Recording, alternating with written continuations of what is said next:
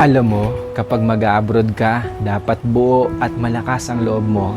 Dahil kung hindi rin lang buo at malakas ang loob mo, huwag mo nang ipagpatuloy pa. Kapag nang ibang bansa ka, dapat kaya mong lahat dahil marami kang kalaban doon sa pupuntahan mo.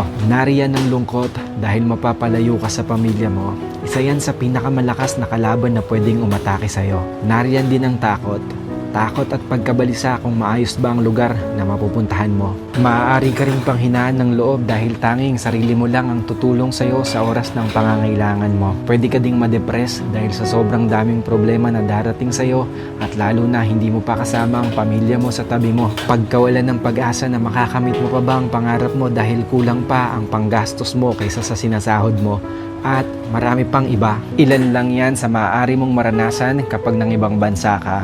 Pero dapat kapag nag-abroad ka, kaya mong magtiis at magsakripisyo para sa pangarap mo. Kaya mong indahin ang lahat ng lungkot para sa pamilya mo. Kaya mong kainin ang pride mo kahit na alam mong iba ang trabaho na madadatnan mo sa pupuntahan mo. Kaya mong magtiyaga ng matagal na panahon para sa mga minamahal mo. At kaya mo dapat makibagay lalo na't iba't ibang klase ng tao at nasyonalidad ang makakasalamuha mo. Kapag nag-abroad ka, lahat ng feelings ay mararamdaman mo.